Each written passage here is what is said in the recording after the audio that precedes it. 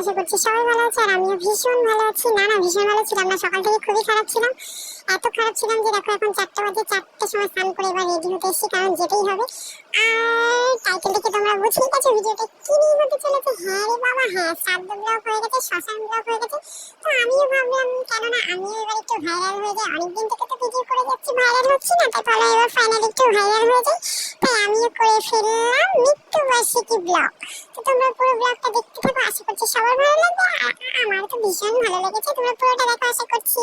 তো দেখো গিফটটা দেখিয়ে দিয়েছে, আমি এদিকে শাড়ি পরে রেডি হয়েছি। কি পরবো বুঝতেই পারছিলাম না, তারপরে ভাবলাম না শাড়িটাই পরে নিই, কারণ এখানে যাচ্ছি হচ্ছে মৃত্যুবার্ষিকীতে। তো সেখানে শাড়ি পরে গেলেই ভালো হয়, সেই কারণে শাড়িটা পরে চলে গেছি। আর ভাবছিলাম একটুখানি কানেরও পরে নিই। শরীর খারাপ বলে মন খারাপ বলে কি সাজুগুজু করবো না, না খুব বেশি সাজিনি, একদম হালকা সেজেছিলাম, তোমরা দেখতেই পাচ্ছ। মেয়ে মানুষ তো একটু লিপস্টিক না দিলে ভালো লাগে না, তাই একটু লিপস্টিক দিয়েছিলাম, কানে পরেছিলাম আর শাড়ি পরেছিলাম, আর কিচ্ছু করিনি। একেবারে কিছু না, মেকআপ আমি করি না। মিথ্যে কথা বলছি না, সত্যি সত্যি বলছি, আমি কিন্তু কোনো রকম সাজুগুজু করিনি, কিচ্ছু করিনি, শুধু শাড়ি পরেছিলাম আর চলে গেছি। তো দেখো ছেলেকে একটু মাঝে মাঝে বলছে, পাপা আমার একটু ভিডিও করে দে না প্লিজ প্লিজ প্লিজ, পাপা আমার একটু ভিডিও করে দে না প্লিজ প্লিজ প্লিজ বলে ফাইনালি আমরা রেডি হয়ে বেরিয়ে গেছি। আর দেখতেই পাচ্ছি এখানে একটু সুন্দর করে স্লো মোশন করে নিলাম। আমাদের দুজনকে কেমন লাগছে অবশ্যই কমেন্ট করতে ভুলো না কিন্তু। আর আমার এই ভিডিওটা প্লিজ তোমরা এত এত এত বেশি শেয়ার করো যেন একদম ভাইরাল হয়ে যায়। আর সিনে বাপ আমি আর বাচ্চা ছেলে না ছোট্ট ছেলে সবার কাছে যেন পৌঁছে যায়। আর আমাকেও যেন সবাই রোস্ট করে। রোস্ট না করলে আজকাল দেখছি ভাইরাল হওয়া যাচ্ছে না। কেউ আছে আমার মতো যে নিজে থেকে রোস্ট হতে চায়? ও মা গো, কেউ নেই, কিন্তু আমি হতে চাইছি কারণ ভাইরাল হতে হবে। তো যাই হোক ফাইনালি দেখো বেরিয়ে পড়েছি, আর গুটি গুটি করে হাঁটছি, কারণ আমরা দাঁড়িয়েছিলাম আর ওই টাইমে টোটো আসছিল না। কতক্ষণ দাঁড়িয়ে রাখবো, ফাইনালি দাঁড়িয়ে না থেকে এবার আমরা গুটি গুটি গুটি গুটি করে হাঁটতে চলেছি। আর দেখছি শরীর খারাপ থাক মন খারাপ থাক যাই থাক, সাজলে কিন্তু আমাকে বেশ ভালো লাগে, তাই না? তোমরা কমেন্ট করে অবশ্যই জানিয়ে দাও আমাকে কেমন লাগছে। আমার তো নিজেকে ভীষণ ভালো লাগছে, আর শাড়ি পরলে যেন মনে হয় একটু বেশি ভালো লাগে। ঘিমি পুরো চৌচির হয়ে গেছে, কারণ প্রচন্ড গরম রোদ, কি বলবো। টোটোতে উঠে গেছে, ওই পারে গিয়ে টোটোতে উঠে দেখো ফাইনালি পৌঁছে গেছি গুটি গুটি পায়ে। তো আর কি পৌঁছে গেছি, দেখো সবার অলমোস্ট খাওয়া শেষ, আমরা পুরো লাস্টে গেছি।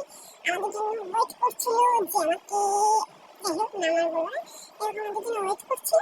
আমরা গেছি সঙ্গে সঙ্গে সামনে খেতে বসে গেছি। এই দেখো খাচ্ছি, কি ভালো ভালো খাবার দাবার ছিল গো, কি বলবো।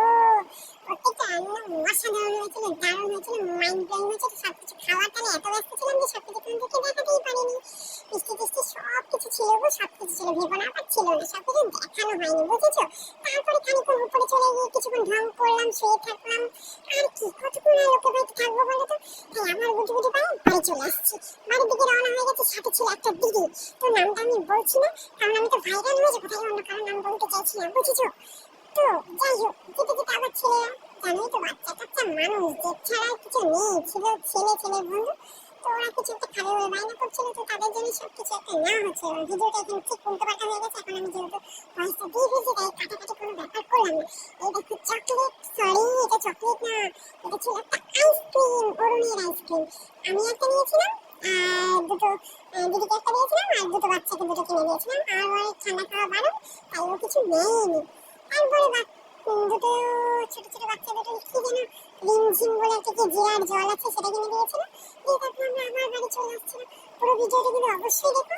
আর আমি বলছি সিনে বাবদি কিছু কি আছে? হ্যাঁ, পুরো ভিডিওটা থেকে কিছু এমন পেলে রোস্ট করার মতো তোমাদেরকে বলছি। আর এটা একটু পরে আবার দিলাম ঢং করার জন্য। বাড়ি চলে এসেছি, কিছুক্ষণ বললাম না দিদিদের উপরে গিয়ে একটু বসেছিলাম, তারপরে একটু ঢং করেছিলাম। তারপর আমি একটু আয়নায় সুন্দর করে নিজেকে একটু তোমাদের সাথে দেখাই, তাই এই দেখো বুঝেছো। সেটা তখন বলে ফেলেছি, করেছি পরে। তো কিছু তো পেলে রোস্ট করার মতো, আমি তো কিছুই দেখতে পাচ্ছি না।